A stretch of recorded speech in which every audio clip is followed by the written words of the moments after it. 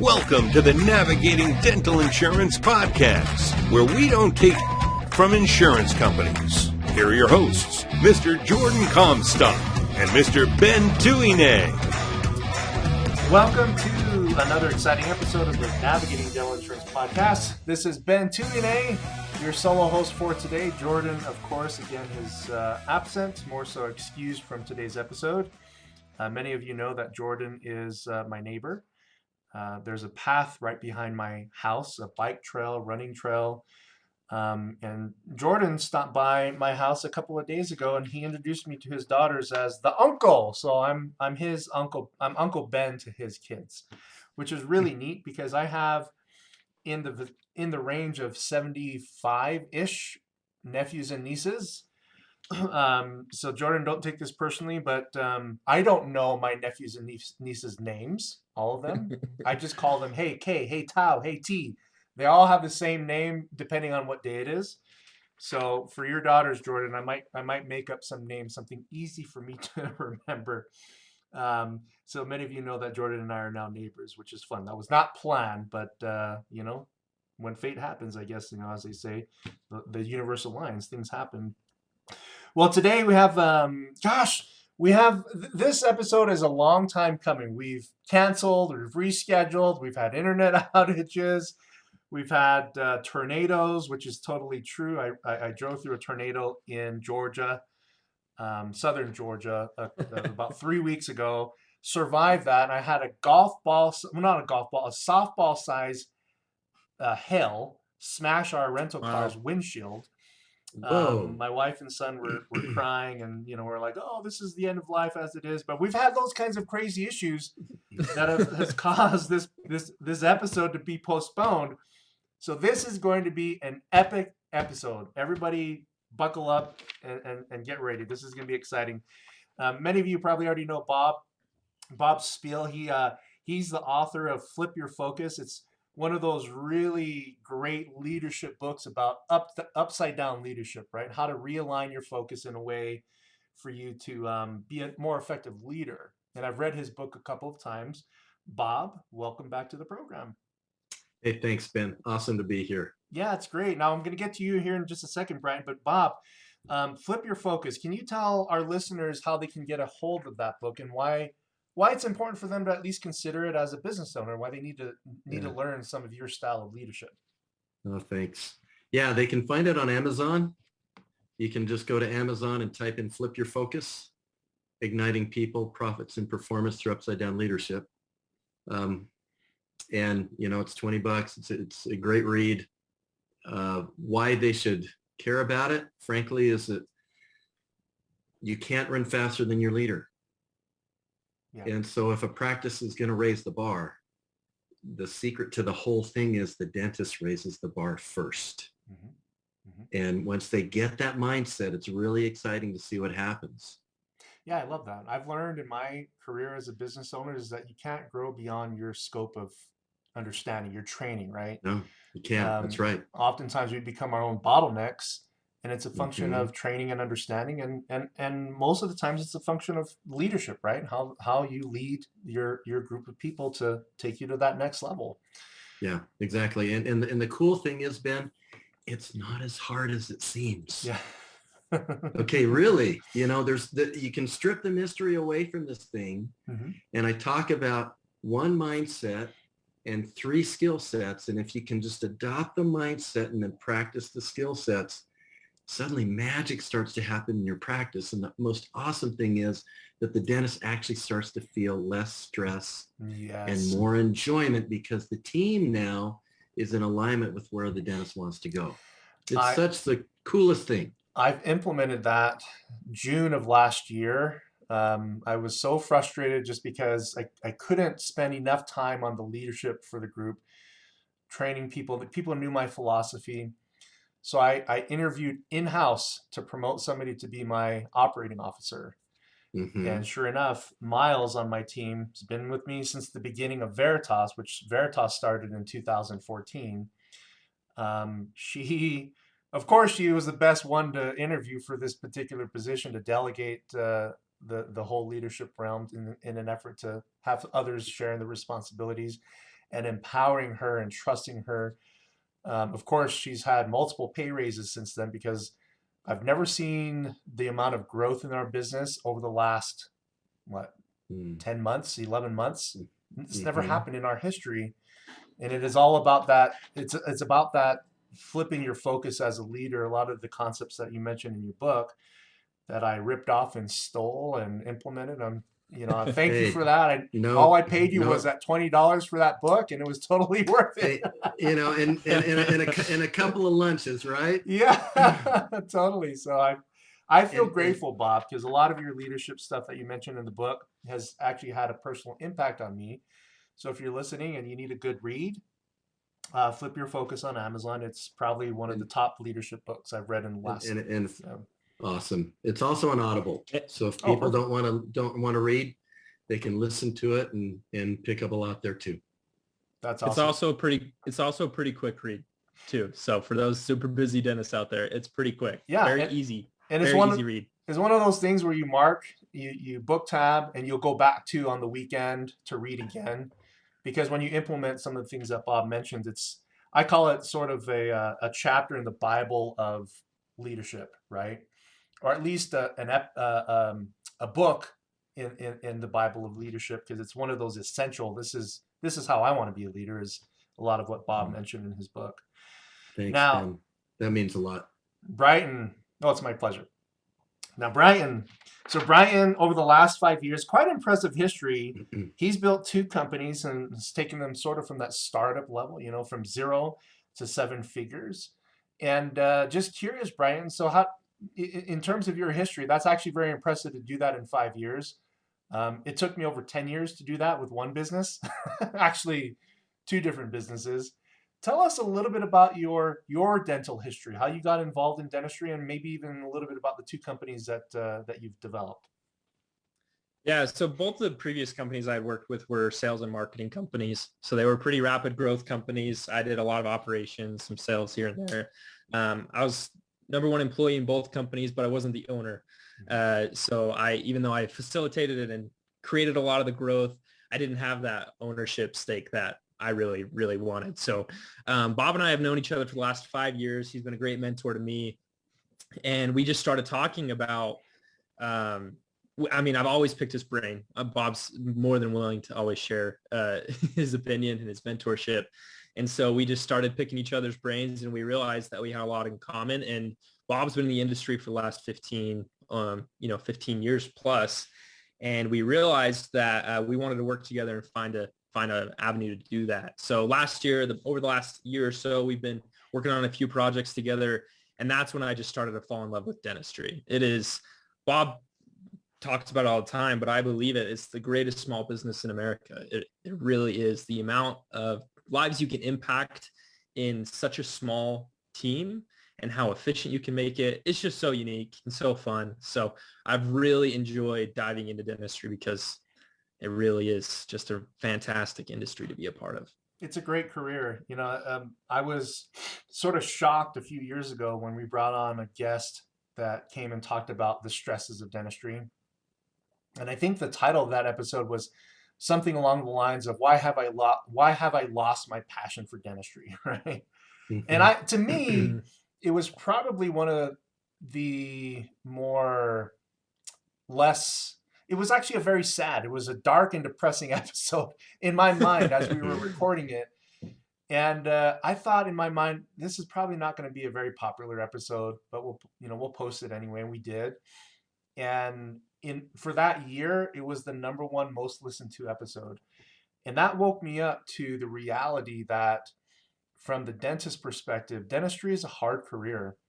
It is. It's a tough, full contact sport. Yeah, we call it. It is. It's all in. 8 to 10 days, 10 hours a day, 4 to 5 days a week. And that was the first time I started to realize that from the doctor's side, it's a lot more stressful than what I realized.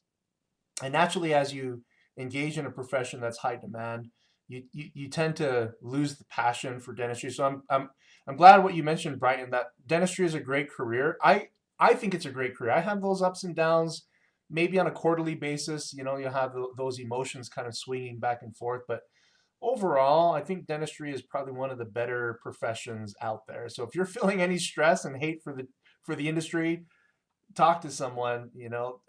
Dentistry can be very, very enjoyable over time, especially as what we're going to talk about today in terms of this whole concept of partnerships, right? Associateships and all that. The title of this episode, as you can see here, is something along the lines of ending the dental divorce cycle. And I think this is really cool and unique because I'm assuming we're talking about this from the perspective of doctor relationships, partnerships, and associateships. Is that right, guys? Correct. Yeah, absolutely. So we're not going to be marital therapists today. We're going to be talking more so about tips and techniques on how to end that vicious cycle of turn and burn as it pertains to bringing other doctors into your practice to work with, right? So let's talk about this. This whole title, what made you guys think of this title in terms of it being called Ending the Dental Divorce Cycle? It's real simple, Ben, because, well, twofold. Number one, when two dentists part ways, it feels like a divorce. Yeah. It feels like a divorce to the team. It can cost upward of $100,000 in terms of opportunity cost and real cost to have that happen. But in the end, everybody just feels this negative energy of, we failed, But the other part to this is that, and just to give you some background, like Brighton mentioned, I've been in the industry 15 years. I actually consulted in medicine after being a hospital and surgical center CEO. And just happened through, I think, one of those things when the universe lined everything up, like you and Jordan being neighbors. I was able to get into dentistry through working with another dental consultant, and he opened my eyes to this whole really, really cool industry. Okay. And talking to a friend who had been a long-term dental consultant, she mentioned me one time in a phone call, well, Bob, our failure rate with placing associates is 75% within a year. Wow. And honest to goodness, I mean, I hate to say it, this is my fifth industry, okay? I'd never seen that type of bloodbath when it comes to hiring people at the executive level, all right? You don't even see that in medicine. And it was like, what the heck? Why would that be the case? Until thinking through and talking to other people who've been at it, the realization came, well, dentists live in such a unique environment. As you mentioned, it's high stress, but they also live in each other's sandbox. Okay. And because of that, there's nothing else on earth quite like a real marriage except a dental marriage. Yeah, that's interesting. When I think about, my real marriage, you take time to get to know the person, right? You're both, it's sort of like an ongoing working interview, Yeah. Are you going to be up to the task? Are you going to be able to deal with my quirks, my weaknesses and all that?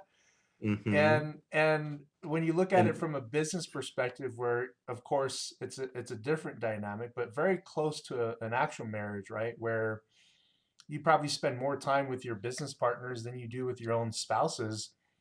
Just about. Yeah. And that need for values to be aligned, for how they view money to be aligned, for the ability to trust each other's dentistry, to be there matters. And that's why they fall apart, is because the groundwork wasn't laid to begin with. As you mentioned, it was an ongoing working interview. Right. I've been married 40 years and the working interview is still going on. So if you've got a secret, man, let me know. Okay.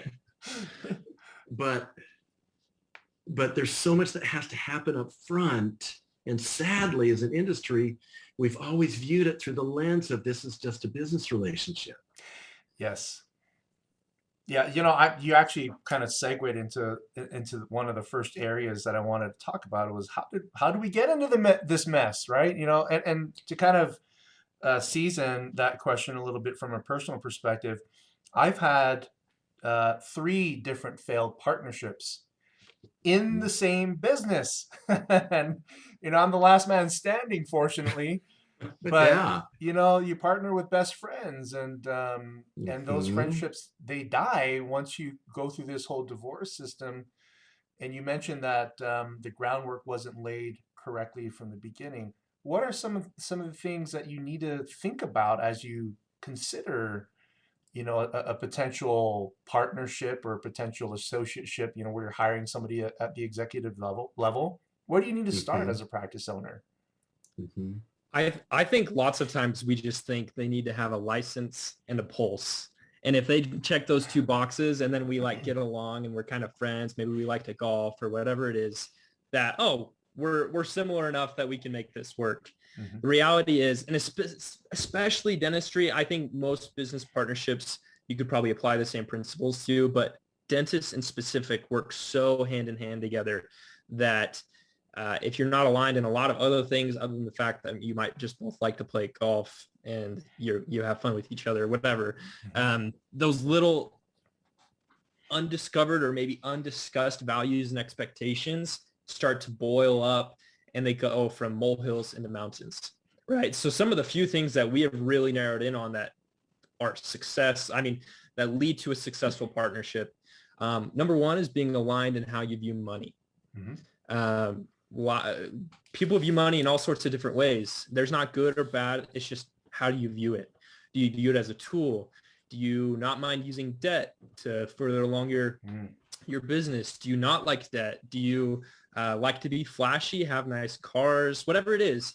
Those values around however you view money, it's really important to be similar.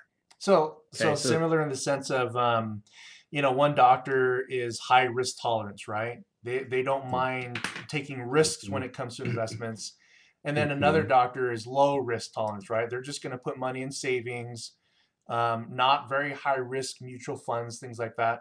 So you're saying that they have to be aligned, that the one that is, if they're both low risk in terms of money management, they'd align better for a long-term partnership, or at least a working relationship. yeah, it definitely I don't know if you have to get in so minute of your investment strategies, but definitely of your perspective and how you view Mm. it and your relationship with Just the money. basics of how you view And money and then. yeah, and how you Yeah. spend it within the practice itself. It Gotcha. really has to do with reward systems. Hmm.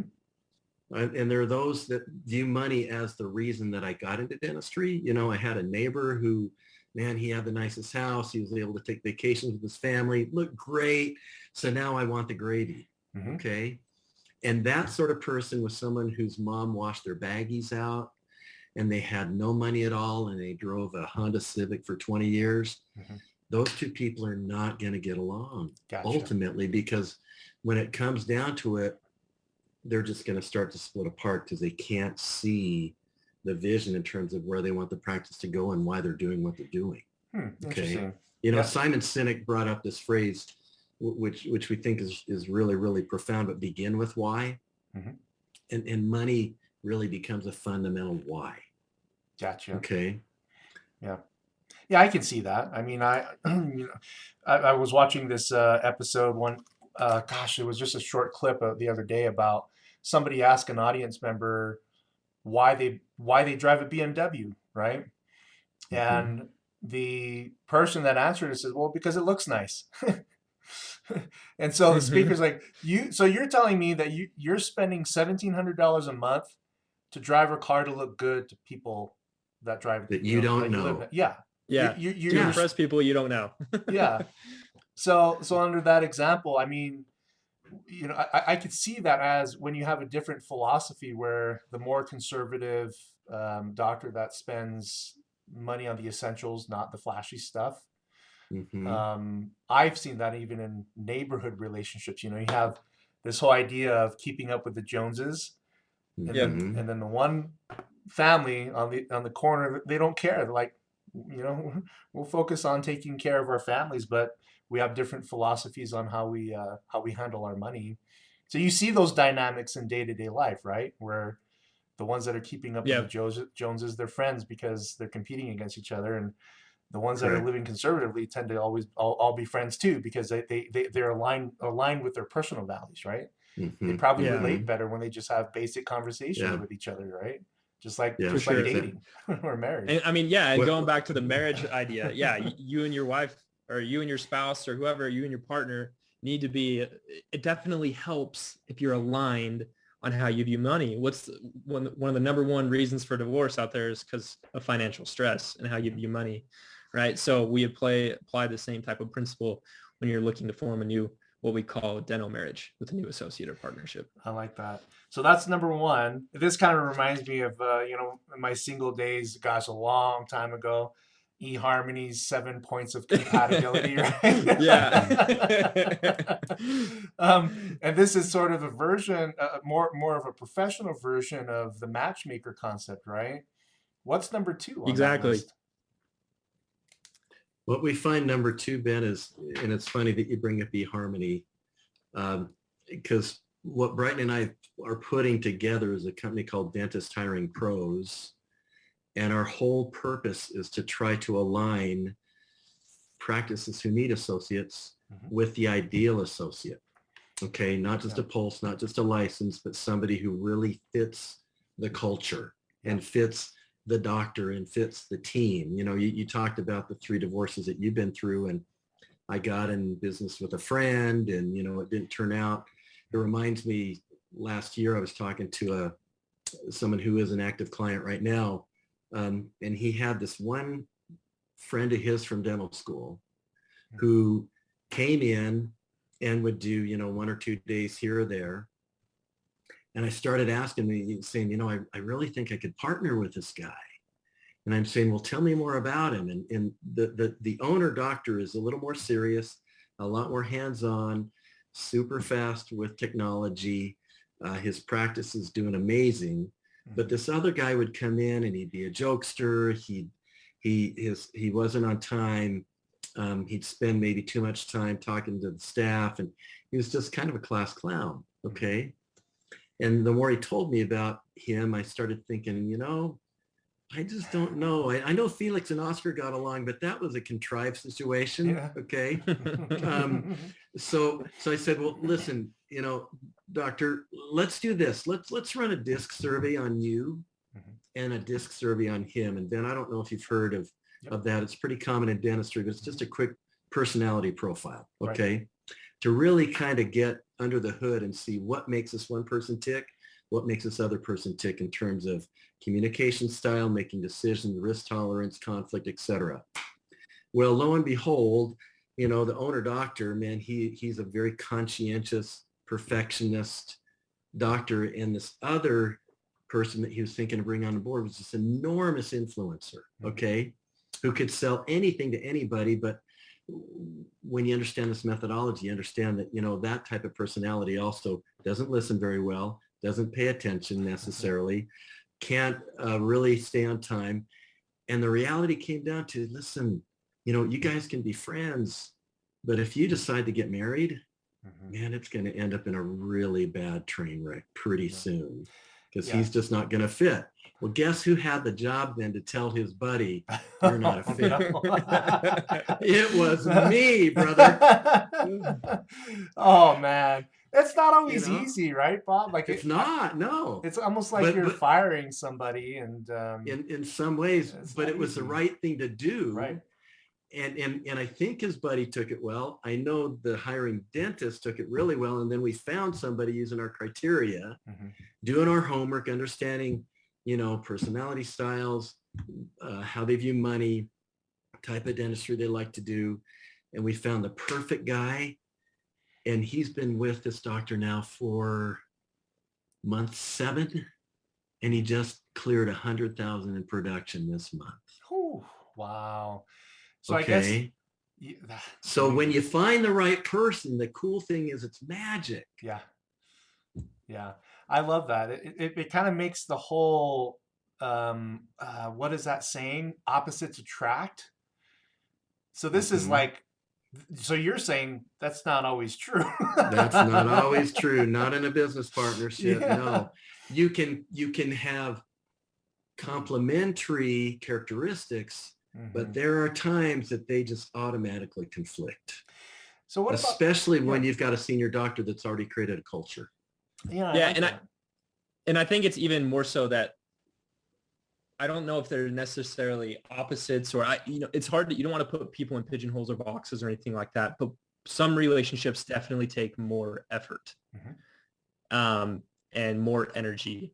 And so if you can maybe set yourself up to success, set yourself up from success from the very beginning, make sure you kind of are aligned in as many things as possible, it prevents less likely to fail in the future. So that's why it's really important that you do understand how you communicate and how someone you might partner with communicates, because those are really easy ways to start to cause problems down the line. So this is sort of like, when you're looking for candidates to come and work with you, you're doing a lot more than just a working interview, right? I'm assuming you're running this DISC assessment, personality assessment, a questionnaire, multiple interviews, right? And at the end of the day, I'm putting myself in the shoes of that doctor where you said, look, you guys are just not a fit. In his world, probably a little bit crushed, right? But I'm sure you painted it from the perspective of, look, you're going to find something where when there's a better fit, the magic happens. But when you really try to push two people together that are incompatible, there's always going to be things like conflict, right? Or a lot of conflict that could interfere with your personal potential growth, right? So I think for myself as an individual, like if I'm attending a working interview and I'm being told no, that's not necessarily saying that you suck, right? It's like, well, you're probably better fit with somebody else. Let's go help you find somebody else, right? Absolutely. You always want to be thinking win-win, and that's how we approach it at Dentist Hiring Pros. We want to find a win for the associate. We want them to be happy, or the new partner. We want them to be happy, them to be excited, them to be content. And if they don't match up with these similar values, they're not going to be happy either. If you take someone that loves living in Manhattan, New York, is a super city folk, and then you go and put them into the middle of nowhere, Virginia or South Dakota or something like that, they're just not going to be happy. So you do want to set both people up for success. And so you got to think win-win. That's awesome. I want to so Ben, just to throw one more piece of information out there. I mean, we formalize it to the extent where at Dentist Hiring Pros, we actually create what we call an avatar. Okay. And so we know what that ideal candidate's going to look like. So before you even bring somebody in, you have yes, that's exactly right. Yep. We know those characteristics. I like that. And then that's what we survey to. That's what we interview to. That's what we check references on. All of that. That's the benchmark. Yeah, so we are never. Sorry, Bob, to interrupt you there. Go ahead. We are never comparing candidates A to candidate B. We're always comparing candidate A, candidate B, candidate C to our ideal candidate. Gotcha. We're not trying to pick what's the best of the litter. We're trying who's the best for our practice. Yeah, this reminds me on how the big corporations hire executives. It was more than 15 years ago when I went through something like this, and they said based upon your skill set, you kind of fit that mold of what they're looking for. So you're in a short list of candidates for this position, and it was very, very similar to what I'm hearing here. Why? So in terms of creating that avatar, and then you go out and you find the associates, what about this whole concept of there's been a shortage of potential associateship candidates, or even hygienist candidates, right? So I'm assuming what you're talking about here probably applies to more than just hiring a doctor, right? You can apply these same concepts for any position in the dental practice. But how do you deal with the issue of workforce shortages, or are there workforce shortages these days? It's a good, fair question. Yeah, there are workforce shortages all over the place because COVID had 10% of the hygienists step out, and only half of them have come back, and others have decided they were going to sit on the sidelines while more COVID money was kind of spread throughout the whole country. And it has impacted the entire industry. Now, at Dentist Hiring Pros, we're zeroing in specifically on that associate relationship because we think that's the foundation of an entire practice. Yeah. But we have found that, kind of circling back, Ben, to the whole idea of flip your focus. Okay. That practices that are well led and have a very healthy culture and also pay, not at the top of the market, but pay fairly within the market, they rarely have a problem trying to bring people on board. Yeah. They become magnets, okay? And their team members are looking for that type of environment to be in because they know what it's like to when they don't have it. You know, that that brings to mind when I shifted how we did things last June. We sort of became known among candidates because we started hiring, and we had, for a single position, we had over 200 applicants. And it's crazy in most dental practices where they put out an advertisement, they'd be lucky to get a response in a week or two, right? Right. And I'm living in this world where I kind of feel like the pandemic issues with workforce shortages didn't apply to me. For some reason, what we do is different. But as I looked at it, the bonus system that we put in place, the compensation package, the testimonials from our current employees and what they were saying about what we do to their own friends, that they were saying, hey, you got to apply here. We had a long line of people that we had to turn away. Yeah. You know, and I think it was because of that whole leadership dynamic change, right? Where now people in the business, your own employees felt invested, right? Where they wanted to be surrounded by people that they thought would be the ideal candidates for our business. So I can see that, where there are some practices that would put out advertisements, and then they would fly in people from Alaska, doctors from Alaska, to come out clear to New York. You know, these doctors in Alaska that are interested in these positions, right? So I guess it in terms of the, you know, tying in your book, Flip Your Focus, at least the leadership dynamic, compared to what you guys do with Dentist Hiring Pros on building that avatar, eliminating this whole idea behind the dental divorce cycle. It's far beyond that, in my opinion. I mean, this is a system to run an efficient business all around, right? It is, and a thriving partnership. Yeah. In the end, because that's really our goal, is to create thriving practices and thriving partnerships that love what they do. Yeah. Yeah. I love it. And it's very, very possible to make that a reality. In dentistry, I've never heard of anybody else doing this. So I think you guys are going to be successful in this because it's needed, right? Every practice owner that has hired an associate can relate. They've had divorces a few times, right? Or multiple times. In fact, we do credentialing for doctors, and less than 6 months into the credentialing process, doctor's gone. They're gone. Yeah. What happened to them? Yeah. Yeah. Every single day. Well, I love this, guys. So for doctors that are listening to this, that are saying, this is for me, I need this, where can they go to either contact you or learn more? Yeah, the best place is just to go to our website, dentisthiringpros.com. On that website, there's a form you can fill out or schedule an appointment. You can talk directly with myself or Bob. We'd love to have a conversation to see if you're ready to bring on an associate. One of the really important parts of our process is actually vetting the practice to see if they're ready. Lots of times doctors think, oh, I'm too busy. I have too much going on. I need an associate. I need this. And what happens when we kind of peel back the, get under the hood and start looking at what's actually happening in the practice, lots of times they're not prepared, and we have to turn people away, and they need to go back, start reading Flip Your Focus, and transitioning their practice into doing more with what they currently have. But that's the best place, dentisthiringpros.com, and you can contact us there directly. One thing, and if we can, Ben, I don't want to end this real quick. There's one third piece that causes dental divorces that I think is really important that we touch on really fast. And that is not having, and it sounds super simple, but not having clear expectations for the future when you form a new partnership. I cannot tell you how many conversations we have with dentists that lost an associate recently, or they've gone through 5 or 10 or whatever it is. And we find out that there was never a conversation about what's the future for this associate. Is there a partnership track here? Is there a carrot out there that I can work for?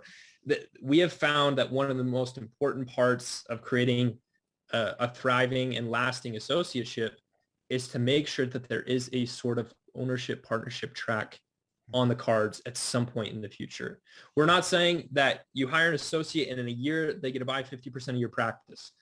Maybe in some circumstances that's okay, but for most of the time, we would not encourage that. We would say, look to 3 to 5 year window and make sure it's a conversation that is established from the beginning, that we are going to have that in 3 years, 4 years, 5 years, 7 years, whatever it is, whatever you're comfortable with, we will have a conversation about how do we become partners in ownership in the business.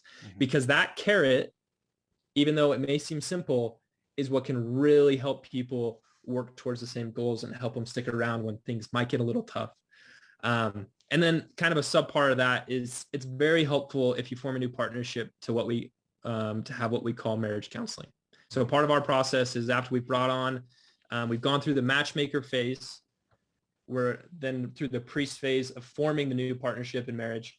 We then stay engaged as marriage counselors, as third-party consultants, if you will, to help overcome some of those little problems that are going to come up as we form new relationships. You're going to have to fight through. I mean, I don't know how many people you know, but the first year of marriage is always the hardest, right? And so it's because so many new things you have to work through, and having that marriage counselor is super helpful to be able to work through some of those problems. So I thought we would do a disservice if we didn't cover some of those things really fast. So I'm sorry to extend this a little longer. Thank you. And Ben, just so you know, that process has allowed us, remember I said at the beginning, 75% failure rate. The coolest thing is that process has allowed us over the past 10 years to have a 90% success rate. Wow. Okay. Yeah. Big difference. 90% success rate. Yeah. And it's because of the magic of being really clear up front, being really clear through the process, being really clear, as Brighton brought up, for the expectations and the outcome, and then having someone who can help kind of work through some of the issues that just always pop up in the beginning, and yet be disinterested and help both parties not get at each other, but learn from each other. And that's the reward to us, is when we see that type of success happen, like the associate that I told you with this one guy, he did 100,000 this month. And it's like, the coolest thing is that he did it in alignment with the owner doctor, in alignment with the team. They all love this guy. And it's just, once again, magic. Yeah. Okay. Makes a world of difference. Makes all the difference in the world. Actually. Yeah. Yeah. I can attest to that on a personal level. Having the right relationships in business is so important. Gosh, you guys should start dentistonly.com, kind of like farmersonly.com. But in this case, matchmake dentists to each other for real marriages. That's hilarious. No, but this is so important because like you mentioned, it's essentially a marriage, right? It is. And it's the foundation. And as goes the partnership, so goes the practice. Exactly. Yeah. And I think it's been accepted in the industry for so long that, it's just kind of is how it is, but the reality is, if you actually think about the cost, the hard cost and the opportunity cost of every single one of those divorces, you're losing hundreds of thousands of dollars for every time between hard cash and opportunity costs. And so it's a cost and it's an expense and it's a stress and an overwhelm and all those things that you don't have to experience. Yep. We're telling you there is hope. There is a model that works. And we'd love the opportunity to be able to help more people solve that pain in their lives. No, I love this. It's so fun to see dentistry improving. My 15 years in dentistry, I've seen so many different improvements to the industry in a way that helps practice owners remove a lot of the stress of running a business and treating patients. And to me, in a day and age where the associateship model is on the rise, right? There's a lot of practices that do need associateships. 75% failure rate, having a system to cut that down to a potential 10% failure rate or a 90% success rate is phenomenal. So congratulations, guys, on building Thank you. this. Let's Thank you. get this out. Let's let people know, because I think what you have is it'll save these marriages. It'll save these types of relationships for the better. Gentlemen, so we've just about hit the end of our time block here for this episode. So we're going to post this in the show notes for those of you that might be driving or otherwise occupied with other things. Dentisthiringpros.com, as well as we'll put a link in the show notes on where to find Bob's book on Flip Your Focus. And I believe it's actually written. Do you have Robert or is it Bob on the book? I can't remember. It's Bob. It's Bob. Okay. Yeah. Yeah. So if you see Bob's book, or he also goes by Robert Speil, but Bob Speil is what you'll find on the Flip Your Focus book. Gentlemen, any closing thoughts for this episode today? Just one last thing for me, Ben, is the other thing that we love to help people do is if you are in a struggling dental relationship, if you will, we also love helping current partnerships see success. So we also love to dive in, meet with you, find ways to realign and get back on track so that you can continue to build for the future. And you can reach us at the same place, Dentist Hiring Pros, for that. But it's something that we're passionate about, is creating thriving associateships, partnerships, and teams in and out of the dental industry. So, yeah, that's awesome.